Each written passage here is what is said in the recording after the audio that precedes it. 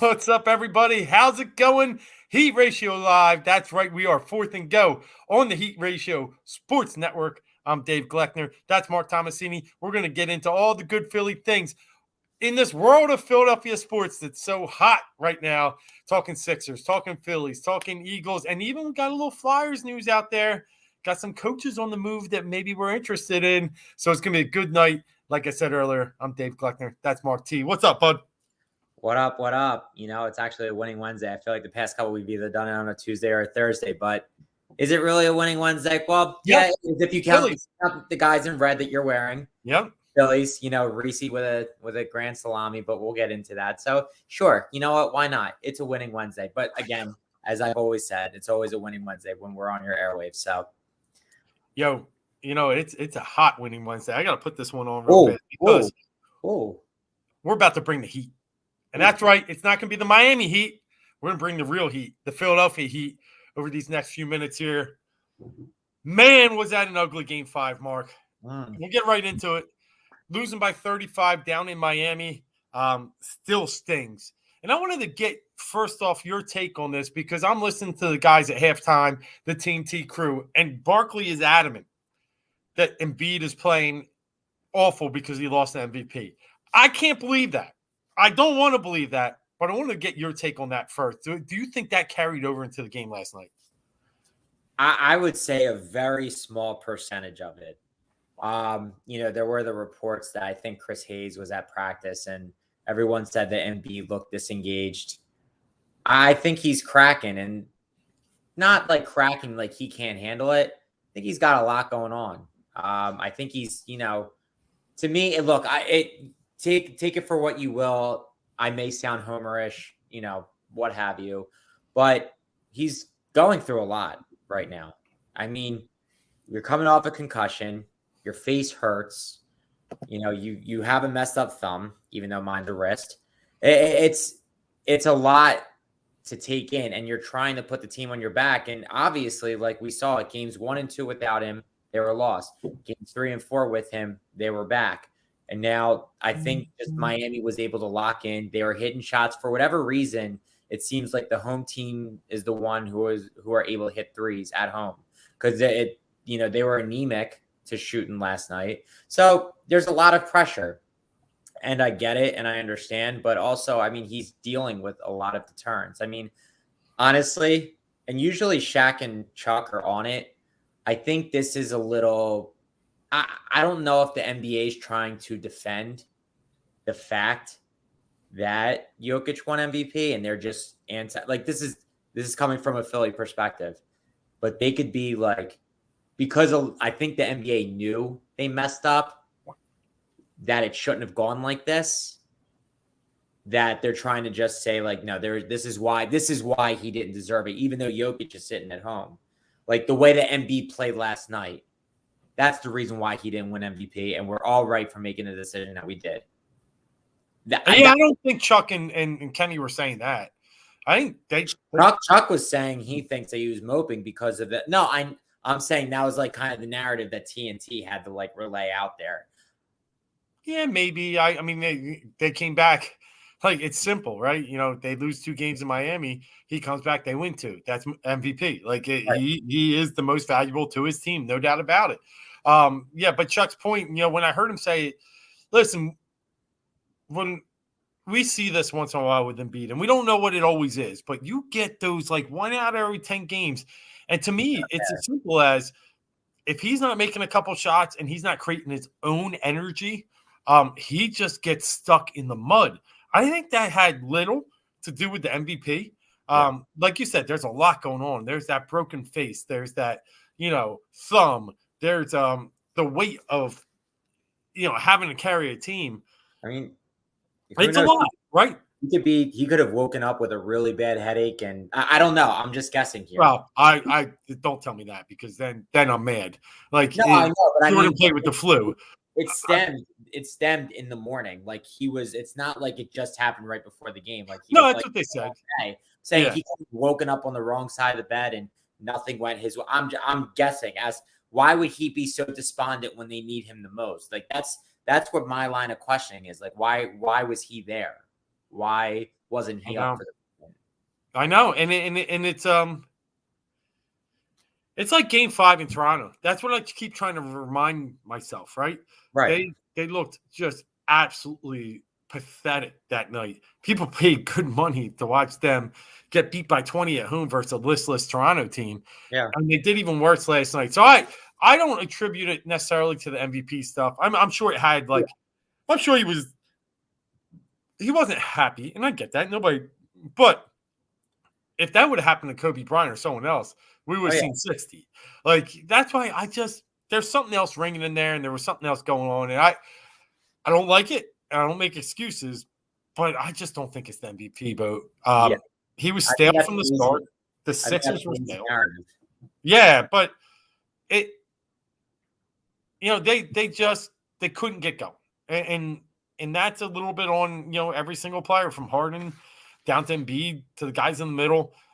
Yang, I think he's left Miami shooting 1 for 16 from 3. He can't make a shot down there. Green actually hit a couple, but it's like nobody else. And they had some problems on defense, obviously. Miami got home. They shot their threes. Right. But to lose by 35 and to be down 15 going into the fourth and just absolutely quit, Yeah. I got problems with that. And that does throw up some big white flags or red flags, actually. Either one going in. Either you gave up or we got a lot of problems. Yeah, well, both are bad, right? Yep. Both are bad. Yeah. This Miami team, let's get down into the weeds. They start Jimmy Butler. Now, Kyle Lowry, I wish he was starting because he stinks, but Gabe Vincent, Bam Adebayo, Max Strus, and PJ Tucker. Yeah. That shouldn't scare anyone. But they're just very good team basketball, and they won't have an off night like that. I mean, they kind of did in Game 3, but they won't sit there and not give any energy or effort. So it's just a shame when you got a team like the Sixers who just had everything to play for, lay an egg like that. It pissed me off, to be honest with you. It just pissed me off. No, I mean, it was pathetic. I mean, it's tough, though. When you look at the Miami team, it's what they've been able to do for a while. Like, think about it. Remember you remember how stoked we were when we knew that, okay, you know what? Jimmy wasn't going to be here. We get Josh Richardson in return on an $11 million. $11 million. We saw how effective of a three-point shooter he was and, how good he was on defense. He wasn't that same player here. There's something in the water down there. There's something that they have. And I think, the Heat and the Raptors I was trying to explain this, but the Heat and the Raptors, they are pretty much like a band of guys who are in that 6'3" to 6'10" range. Nobody's too tall, nobody's too small. They can all shoot the three, except for Bam, but Bam's a lot down there. But everybody can shoot the three, and they're all athletic. They may not exactly look it, but they fit that frame of athleticism. Like PJ Tucker, he's definitely gained a couple pounds, and he's always been a bigger guy, but he's still athletic. And I feel like that is the Sixers' kryptonite.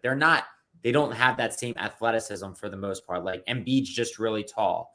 Maxi's really fast. But like you look at guys like Green, Yang, Harden, even Tobias, like he does everything right, but I don't consider them athletic guys. So I feel like that's always when you go against a positionless team, that's what they are. They play positionless basketball, both those teams. And Miami's just a better version of Toronto. And I think that's the weakness. So when Miami's on and they're hitting, they'll kill you. But you saw, but like I said before, the home team has just had the edge when it comes to the three ball. The Sixers were hitting on all cylinders in those two games here, not able to hit the backside of a barn down in Miami in 3 games. I don't know why, though, because Miami is not that much of a home court advantage. No, and I mean, I want to say the Sixers won at least once there this year, if not twice. Mm-hmm. They've had some good wins in Miami in the past. It's not like you said, it's not a huge home court advantage, but on the other side, it's not a place that you look at and you're like, bad visuals like the carrier doing up in Syracuse is always tough to shoot at. Right. I've heard, but yeah, it's odd, and it's not like they're not open. Right, they're getting the looks. They're just not hitting. Looks. I mean, even at the end of the first half, you're down 12. It was 18, cut it to 12. Tobias, gets a feed from James, shoots a three, misses. I mean, it was a chance to cut it to 9, and I'm not going to say that wins the game, but I'm going to say that's momentum that we could have used going in the locker room. Absolutely. And it was just but every time, we didn't defend the three very well either. They ran off screens, and they just created a lot of problems for us that we've been able to defend in the first few games that we just didn't. I don't think Spoelstra made any significant strategy changes. You could say, okay, yeah, Duncan Robinson came in. Well, what did he do? He made a shot when they were up 30. That was his first shot of the game. Yeah, he ran around and created some additional space. But because they were probably tired of hearing the narrative that they paid Duncan Robinson $90 million and he hasn't played a minute in the series. Or well, that's because you overpaid him.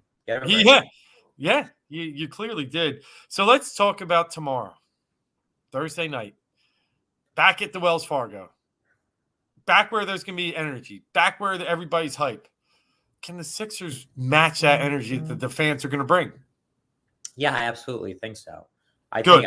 I mean, here's the thing, but what is unfortunate, I think this is a home court series, and Sixers being the 4 seed and being the road team in Game 7, it almost just seems like based on these first 5 games, the dominant team has been the home team for whatever reason.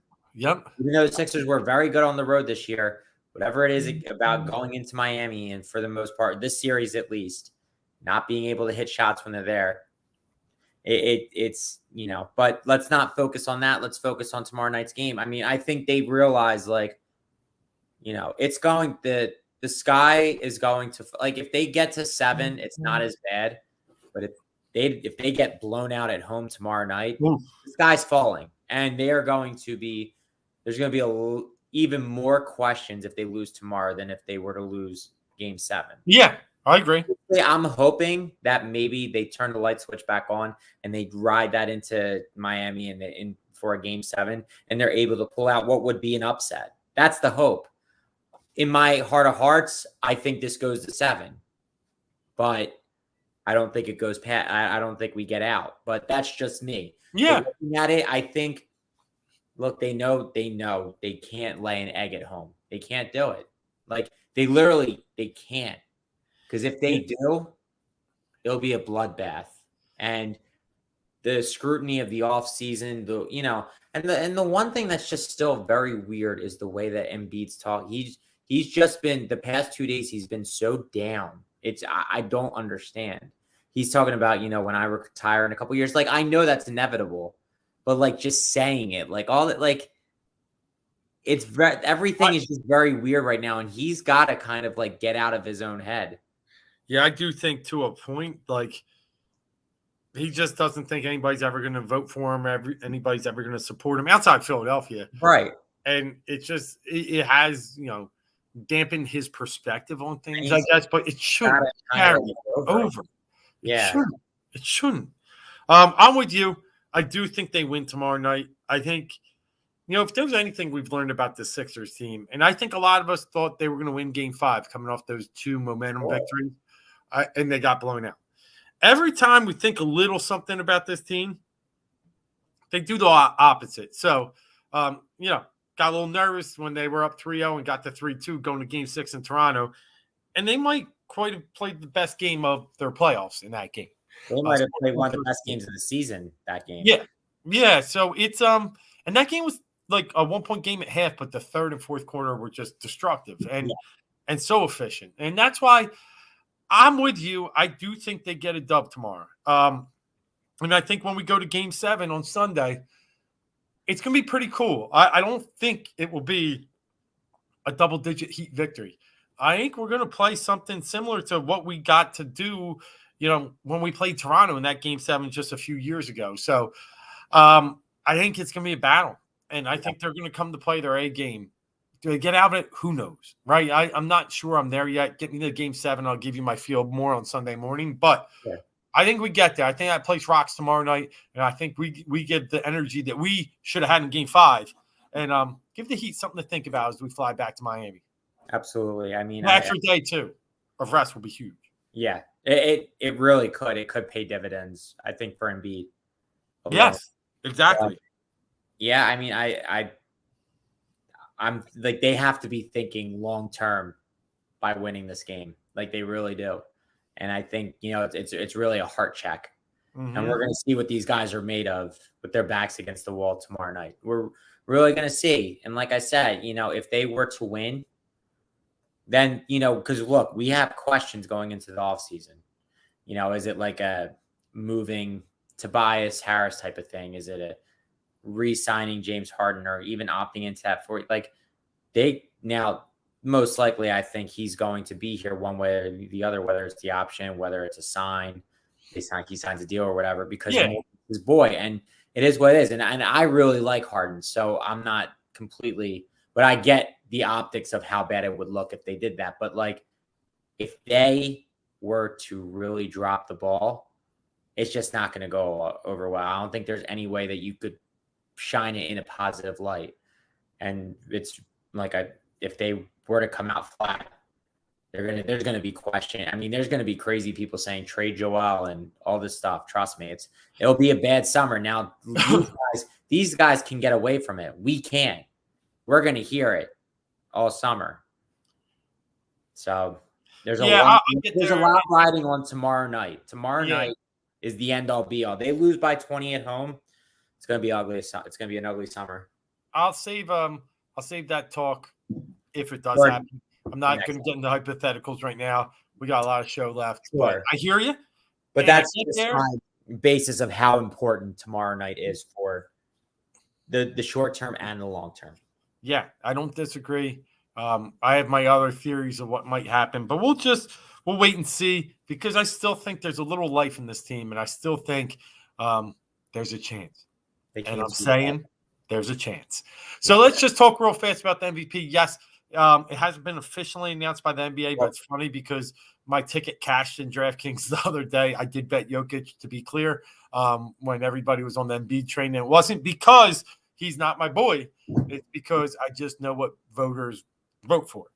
And it's the numbers, right? It's the same thing in baseball anymore. It's not, you can say what you want about anything. Joel Embiid is the MVP. They said last year, hey, you didn't play enough games. So what did he do this year? Playing most games in his career. And the only reason why he missed games, COVID. Yeah. And then they say, oh, well, you can't carry team. Well, it had no Ben Simmons, right? For 60, 70% of the season. And they were still in the top 2-3 in the league for most of the season, ending in fourth, better record than Denver once again. Most points ever by a center since Shaq, right? Something like that. No, I'm not even sure Shaq ever got that many. 30.3. I think it was the most since Shaq. No, never mind. It was the first time a 30-point score for a center. Yes, that's what I thought. To lead the league in scoring with 30 points. Yep. Yeah. He did all the first. What he didn't do is he didn't throw behind the back passes and no looks when he's running down the court. Let's just answer this one real quick and easy. When Denver came here to play, Jokic did not guard Embiid. In fact, he sat on the bench half the time that Embiid was in the game because he was torching him. So, head to head, he obliterates him. And then if you look at the teams, I mean, Jokic came get out of the first round. We've talked about that before. So how much of a valuable player are you? And the West is easier now. I know they played the Warriors, which were a little tougher than the Raptors. Got it good. But that's because Joe had a better team because he was better. So all that said, should have won.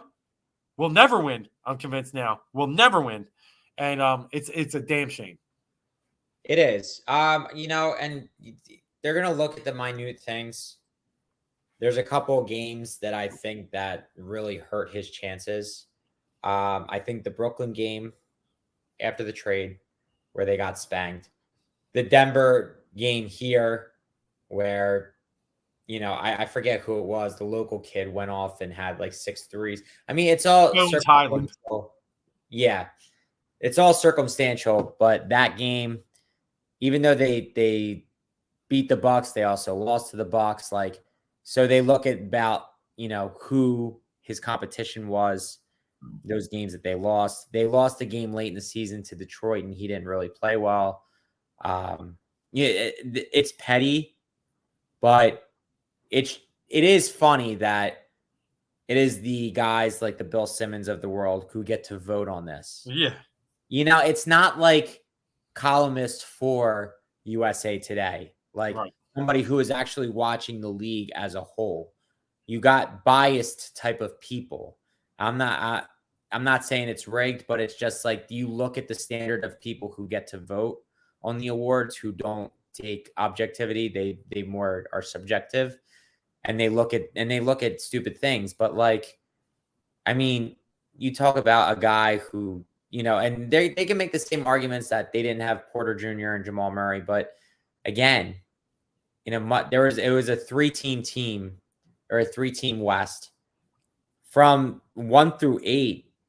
It was a really good East this year. That they just didn't want to. They don't want to reward the process. They really don't. Like, it sounds stupid, but he embodied everything about it. And I think, the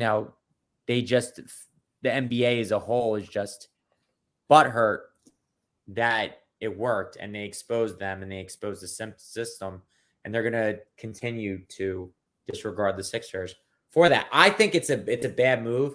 Like, look, get over it. They're trying to win now. They have one of the best attendances in the league, and Philadelphia if they're in any type of contention, they get you viewership, they get you jersey sales, they get you people watching nationally. I think they're really biting off their nose to spite their face. The league is, because Philadelphia is one, like, not just being biased because we're here, but people around the country will say it. To have it going on here does wonders for everybody else, and it makes money. Yep. To have Philadelphia succeed in any of the sports, it makes money for your leagues. Get mad about something. You guys ousted, and it's corrupt. I'm sorry, I gotta keep going. It's corrupt because Sam Hinkie comes in here, he does his process. So what do? The NBA forces their hand, and they bring in a GM who ends up who has burner accounts, a guy who, it was Jerry Colangelo's son. So, like, there's all biasy in there. I almost think they were hoping that he reversed everything that happened, and things didn't go well when he was here. So I hear what you're saying. Right. I will say I love some conspiracies. I'm into some stuff like that, but it's crazy. But I'm not saying this is punishment for the process. I'm not. These are like, and the reason is it's sort of what you led with. We got these unqualified people that are, voting, like Simmons. He's not part of the NBA inner circle that wants to screw the process. It's just, it's one or the other.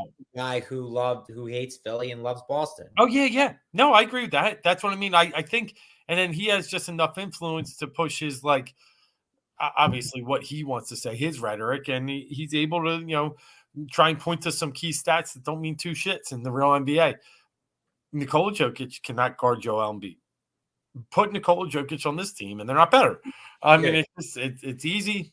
I don't even need to say more. And what's sad is, growing up, probably the same kind of eras I was in growing up.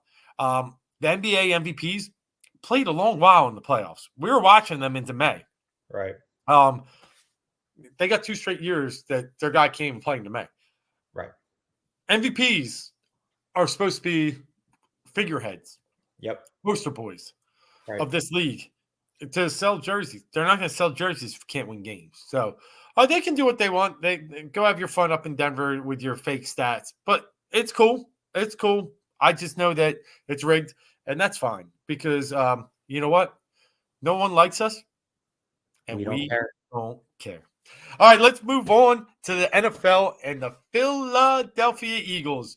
Only little news coming out this week was a little sprinkle of what's about to come tomorrow, and that's the release of the NFL schedule. It'll be on ESPN tomorrow night. They're doing a show at 8 o'clock, but you've already started to see them trail out some of their marquee matchups, and one of the big ones is a doubleheader Monday Night Football, second week of the season.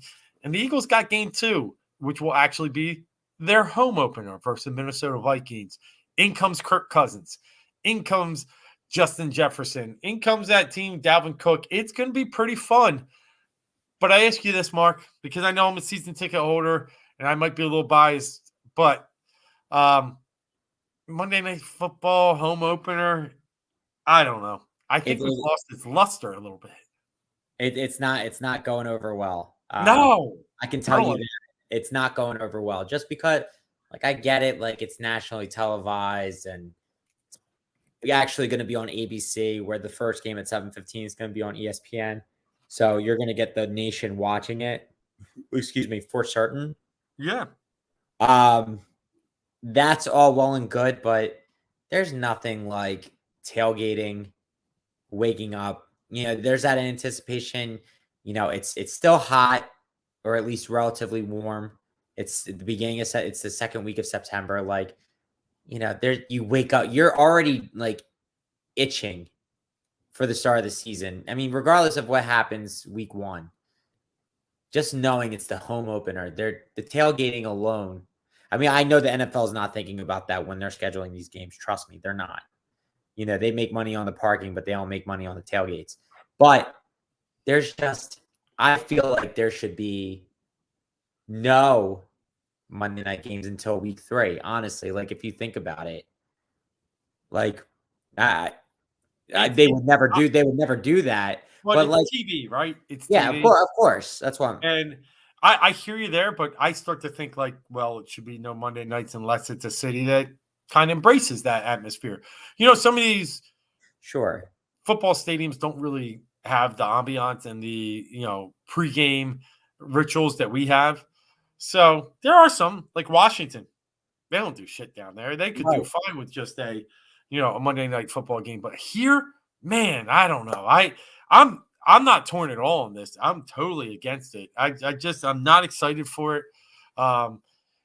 It's, we'll be down there. We'll be having some fun and we'll still do our thing. But it's just to take away that, just awesome Philadelphia feeling of opening on a Sunday and just having the just warm weather and fans just coming out in tens of thousands to, celebrate in the parking lots, to see each other once again. Sometimes when we tailgate, we haven't seen each other for 6-8 months.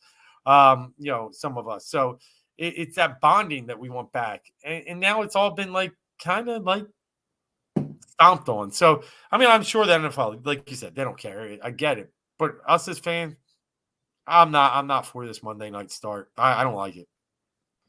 Yeah, I mean, but guess what? ABC, NFL, they don't care what you want, and what you don't. If you do want to know, there are some schedule leaks for the Eagles that I can say they're not 100% Give it to me. verified, but I can go through what we got so far. So from NFL schedule leaks on Twitter, Eagles at Cardinals, 4:05 Eastern, week 1. Start the season off in Arizona at 4:05. Kyler. Interesting. Yeah. The thing is, well, I'll go through it after. I'll say it after. So then Eagles at Colts, week 6, 1 p.m. Okay. No Carson matchups, but, it's not as intriguing, but still Eagles Colts. Well, it's Frank Reich, so there's some there. And plus it's Sirianni, right? Sirianni was the Colts OC. He was. Yeah. Titans at Eagles, 4:25 Eastern, CBS. That sounds like a national game. Yeah. CBS, I like that. End of the week. That's week 12. I like me some 4 o'clocks. Yeah. I'm good with 4 o'clock. Like, I'm good with a Sunday 4 o'clock if it's not 1 o'clock for the home opener. Yeah. Because then you really get your tailgating in then. Yeah. Week 18, Commanders at Eagles, 1 p.m. Fox. That's your typical, depending on, where things are. Yeah. This team is possible. We're going back to the Commanders, but it's Eagles at Commanders, 8:20 ESPN, Monday Night Football, week 10. Week 10. Okay.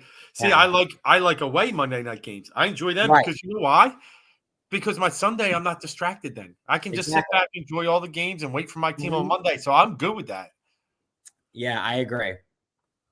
And the last tidbit, week 14, Steelers at Eagles, 425 CBS. Another CBS 425 game, I'm guessing called by Romo and Nance. So they got 2 of those.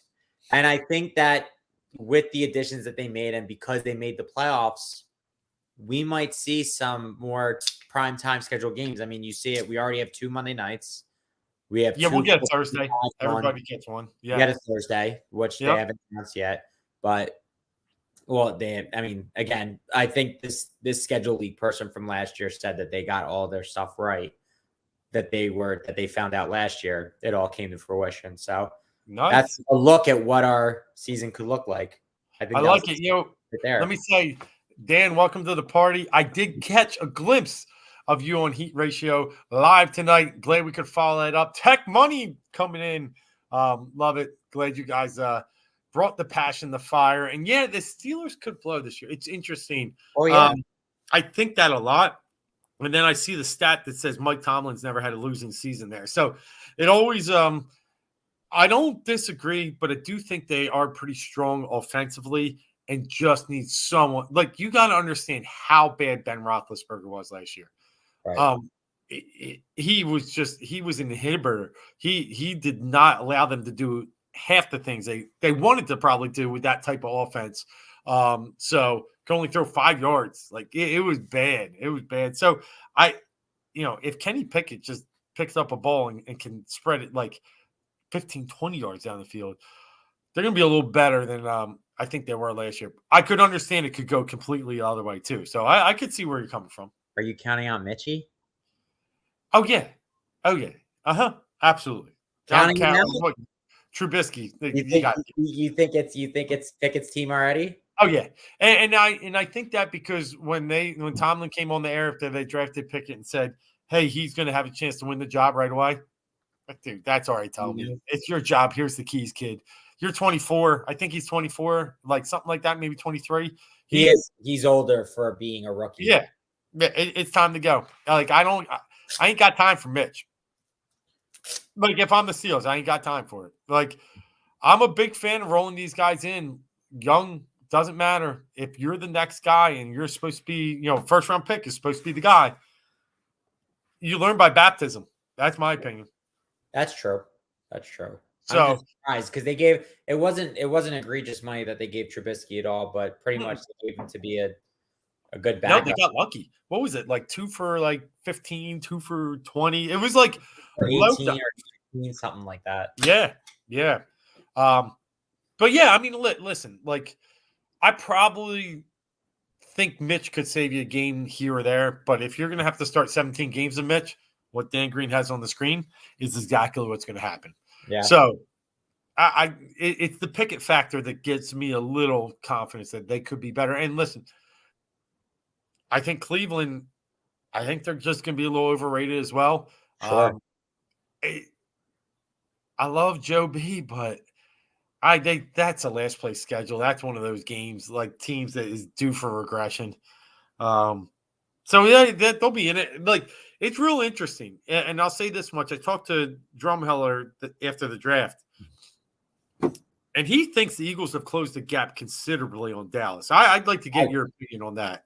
Absolutely agree. And I'm critical of the Eagles, and I'm critical of Jalen Hurts as quarterback, but he's been given all the tools to compete. Yeah, he's been given his best friend AJ Brown. He's got Devontae Smith. He's got Dallas Goedert. Make what you want of Miles Sanders. We both know how we feel. We're kind of out on there, but he's still got Kenny Gainwell, Boston Scott. He's got an elite offensive line. So he's got tools. Again, it depends on what he does as a quarterback, but I think he's got to play with the utmost confidence.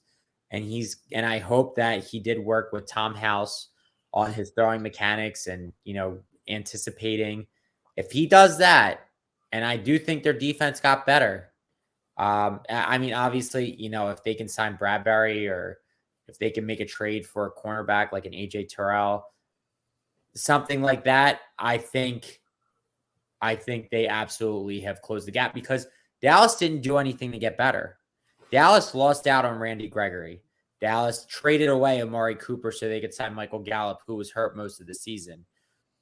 I think exactly to Dan's point down below. If Dallas drafted Johnson, I would have been too, because you have Marcus Lawrence, you have Micah Parsons, and now you have Jermaine Johnson. Totally different looking defense. Yeah. The thing is, everybody is so focused on Trayvon Diggs. He gets a lot of interceptions. He gets burnt. He gets burnt like toast. Yeah. That's the thing. So, like, you see a guy get 8 interceptions, you're like, oh, he's an amazing quarterback. I think he's good, not great, because he can win those battles. But then there's also times where he looks ridiculous. Yeah. So, he gambles. Exactly. It's Asante Samuel. Oh, yeah. But I think Asante Samuel was a better corner. But, that's here or there. But you look at it, I think that Dallas did nothing to get better. That their first-round pick that they took, a guy who's so penalized and who's a project, and they have a declining Zeke. I mean, that's where their money is. It's in Zeke. It's in Dak. They're CeeDee Lamb. Yes, CeeDee Lamb is good, but they don't have tight ends. Their offensive line used to be elite. It's gotten worse. I don't see where they've done anything to improve. The Eagles improved. I think Jarwin's decent, but yeah, I hear what you're saying. He's not Dallas Goedert, and I'm not saying Dallas Goedert's amazing, but he's not on that No, level. he might be top 10, 12 in tight ends. Like, I got you. Like, he's not right. He's not a guy that you're just sitting there saying, we got a game plan for Blake Jarwin. Like, I got what you're saying. Yeah. And then, I mean, you still got the linebacker issues. Yeah, in the end, I do think the Eagles closed the gap, and the betting public has said that a little bit too. I think they're down to plus 225 now to win the NFC East. It opened around 275, 300. So it has closed, and it's going to make it all that more interesting. That's why I was hoping you told me week 18 was the Dallas Cowboys. But, we tend to play them the last week of the season quite a bit, and it's always the Commanders. It's Commanders or Cowboys. It's never the Giants on the last week. Right. I agree. And most of the time I feel like that last game hasn't mattered since, when who is it? Kyle Orton was the quarterback for the Cowboys, and it was Chip, and they won the division in that game. I think that's the last time that the last game of this, unless I might be missing something, but for the most there was a game that they had to beat Dallas, I thought, and Dallas played all their stars and still only scored 9 points. I thought that was like 2-3 years ago. Because, the Eagles were always coming back at the end of the season under Peterson after the Super Bowl. So I think there was one last year. It was funny. It didn't matter. But, we tanked it, but it was so weird that we ended up 9-7-1, right? Or wait. Did we tie last? I'm trying to think. It was a weird number we had, and that's why I thought that last year the Bengals, right? No, it was 9-6-1 because it was Joe Burrow's first year. We're talking about last, was that this past year? This past year, no, they didn't tie. No, that was the year Wentz might have. That's right. Yeah, that was the first year they played him, but I agree. Let's face it, Hurts makes or break us. I agree, 100%, Dan. And I think in the end, it might be a little more breaking than it is making, but we got the tools. He's got no excuses. No excuses. I do think he'll perform pretty well this year. I do. But I still think we'll see his limitations, which are going to hurt us. No pun intended. Yeah. The thing is, I think what probably could be the worst part of this is he's going to improve. And I think it's going to be a hard decision. I don't think we're going to be able to say, like, definitely get him out of here. He's terrible. But I think it could be something that hamstrings them because they're tied to him. Yeah. And, if he makes it through the year, then they got to start talking contract, and then he's going to get legit quarterback money. Now, he shouldn't get top of the, look, if he's in talks to getting top money, then I'm happy about it because that means he did something right, or they're just plain stupid. Yeah. So it scares me, though, because I feel like he's going to be good enough to just be good enough. And then he would just be good enough. I agree, but here's the deal. They got 2 first-round picks next year. And a guy like Howie, good enough's not good enough. I do think he'll tinker. So I think if they see limitations and flaws and they finish like, I don't know, call it 9-8, and they scrape their way in the playoffs or they just miss, you'll see a change, even if he just puts up enough. So, in the end, we're a QB factory. We figure it out. We do. We do. We do. All right, talking about factories, let's talk about the Philadelphia Phillies, who are right now a home run hitting factory as Rhys Hoskins hits a grand slam today. They get out of Seattle with a series win today, 4-2. And Rhys went 3 straight games out there with home runs. They had some big hits in the opener when they won 9-0. Segura with a home run that night as well. Castellanos hit one last night off Robbie Ray. When they hit, obviously they're better. They're still a mess in the field. As 3 errors last night was really what led to the one loss they had in Seattle. But if they can just find a way, because if you look at these numbers, and one of the things I always like to look at up and down the baseball standings is plus minus. Because to me it means something. The runs scored versus runs against. If you're just losing the 1-run games but winning confidently in others and still under 500, it tells me you're probably gonna spin that around. And the Phillies are still, I think I want to say, now they're like +9, +10 in the plus minus column. And I do believe that they're a better team than what they're showing. I think but it's going to be tough. We're heading out to LA. We're playing the Dodgers. We know what the Dodgers are. World Series champions just 2 years ago. Stacked, ready to win again.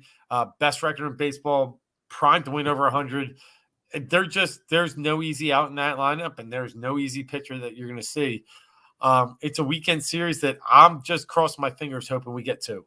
And we start off tomorrow night with Zach Wheeler, so maybe, just maybe, we can get to. the team combined has a 2.4 ERA. Oh. So between God knows how many pitchers that is.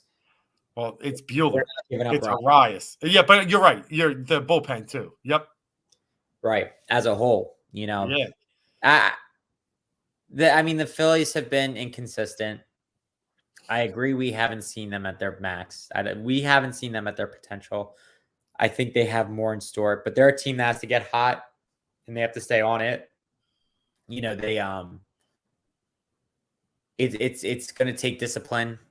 Yeah. It's going to take stability. I think they're still trying to figure out their center field situation.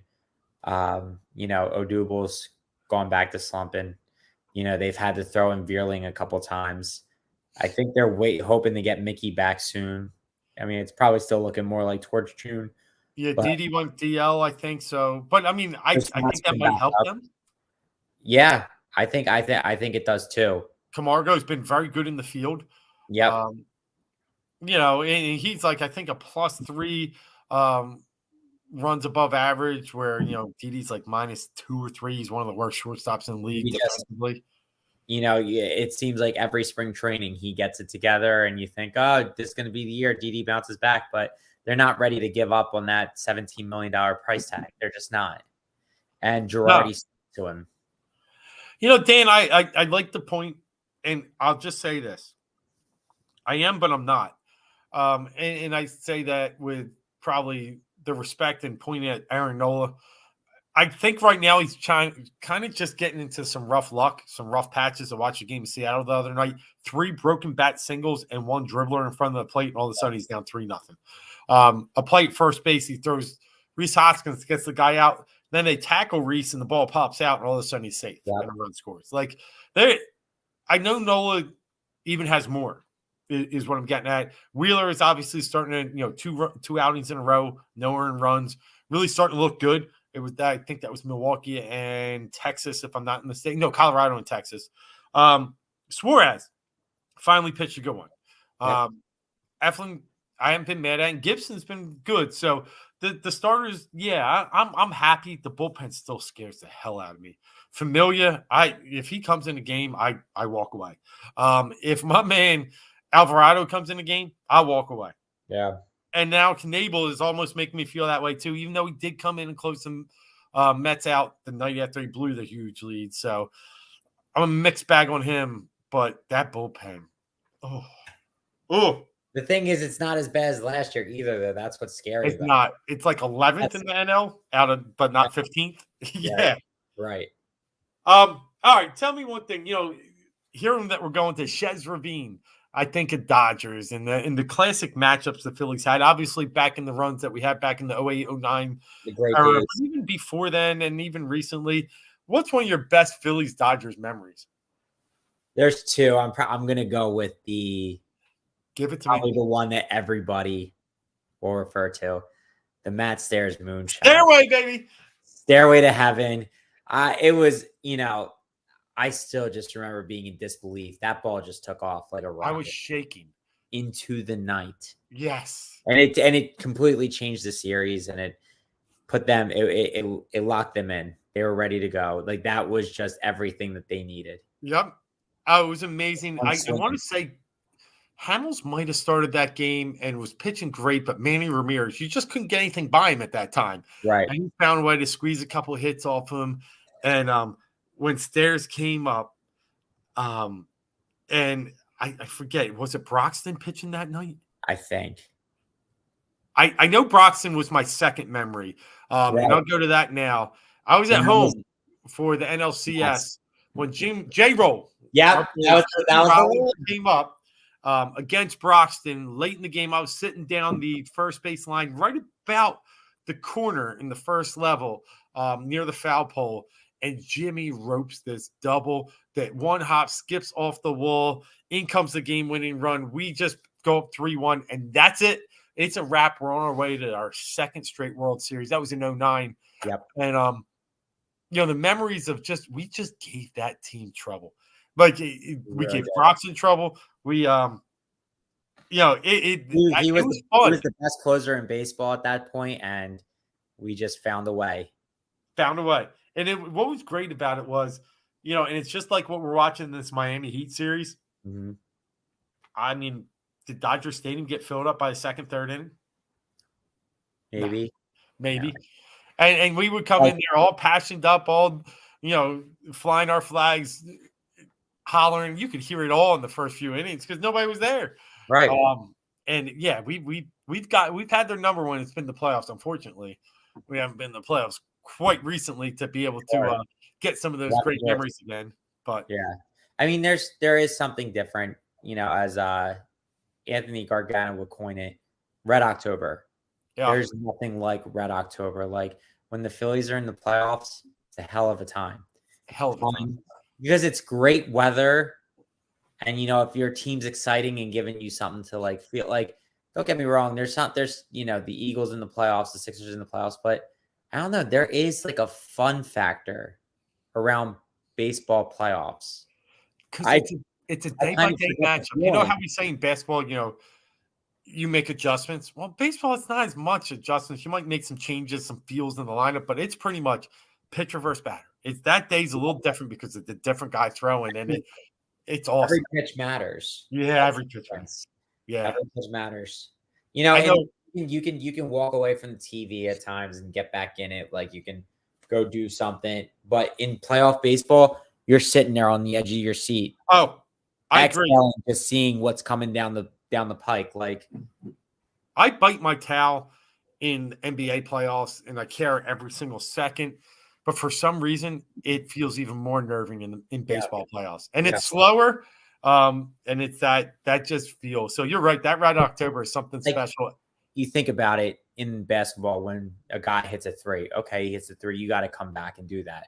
Somebody hits a home run in a game that's 0-0 going into the 7th or 8th inning, and somebody hits a home run and against you, and that could be one of the most deflating things ever. And you think the sky's falling. And the good thing about those Phillies teams were that they could hit. They came back and they would just beat up the bullpen. They would. That was fun because they were never out of it. In 08, they were never out of a game. Never. No, and that on 9th inning, and they would win in the 9th inning by 1. And we go back to talking about our two favorite memories. They're both off bullpens, and that's Stairs, pitch hitter extraordinaire, and Jay rolling the 9th. So let's move on to the last. Let's do a true 4-for-4 tonight. And the last team in town, only because they didn't make much noise this season, but they're starting to now, as the playoffs in the NHL, by the way, are fantastic. The Rangers get a win tonight to stave off an elimination against the Penguins. Maple Leafs, Lightning, great series. They, Bruins, Hurricanes. It's all over. Caps, Panthers. But the Flyers are in the market for a new head coach. And I want to ask you, because there are a lot of names out there. Everybody was thinking maybe Tortorella. After we've had in season. Yeah, and after we've had guys like that we didn't expect before, like the what was the recent guy from the Rangers? Why am I missing his name? But Laviolette is obviously who I was thinking of.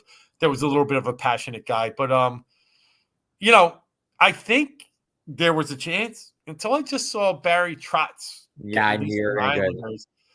And you got to consider this guy's just a classic NHL head coach that just is so good at what he does and is also known to turn around teams very, very, very quickly. I think for me, that's 1A. I'm wondering if you've heard anything else. I haven't heard anything else, but the only thing that I wonder about that, because that's kind of like not as strongly, but we kind of said the same thing about Alain Vigneault, which that's it. The first year he was here. Oh, is that who you were thinking of? Yeah, the ex-Rangers coach. Yep. Yeah. So the first year he was here, they turned it around, even though they weren't like terribly terrible, but they kind of got it together. You got the most out of guys, but it went flat fast. Now I think Trotz has been around for a while longer, and I think he'll be able to sustain. But I also think they need to figure out. I think it's more than a coaching issue. I think here. I think it's the team. I think it's the players in their system.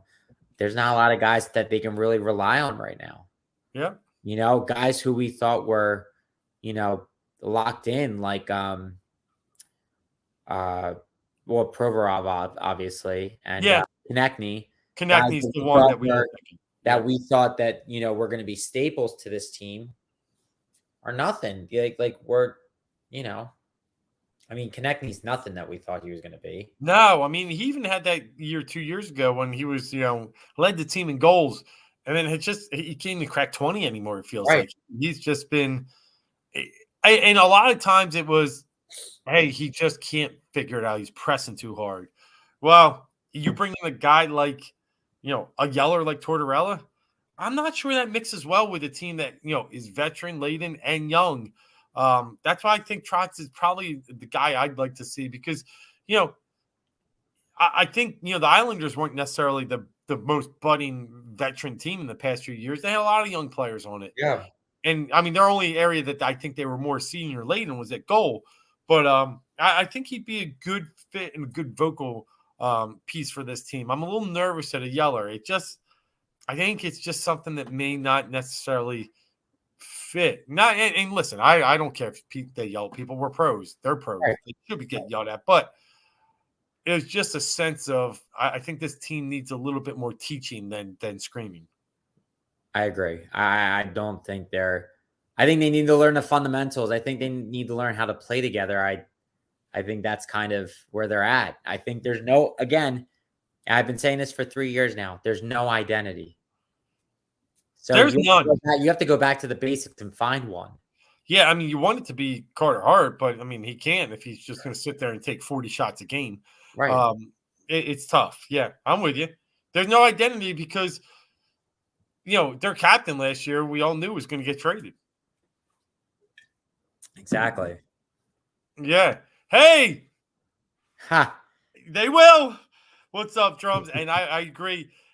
Flyers, they are, the reason that whoever they hire will probably get fired is because GM Chuck Fletcher will not make him much past this year, I feel. Right. I feel they'll give him one more year, and then after that, he's going. And then they're going to say, well, I want the new GM wants their own coach. So it's very possible that whoever they hire this year will probably also get fired too. We're in a spin cycle right now, and we're spinning south. It's going to be a while. It is. All right, buddy. That pretty much wraps it up for our show. We're an hour tough in. Got to run to another one. But, it's always great talking on Wednesday with you, my man, Marc T. We had all 4 tonight. Let's hope for a Phillies. Well, really, a Sixers dub and a Phillies dub tomorrow. It'd be nice. But Sixers dub. We're watching Memphis right now. Take it to Golden State. Yeah. I'm shocked. Exactly. So let's do a little shocking ourselves tomorrow, and let's get that W. And let's talk about a Game 7 on Sunday. If that happens, we got to get on in the morning Sunday and do a little preview. In. All right, bud. Until next week, we are Philly 4th and Go here on the Heat Ratio Sports Network. I'm Dave Gluckner. That's Marc Tomasini. And until hopefully Sunday, we're deuces.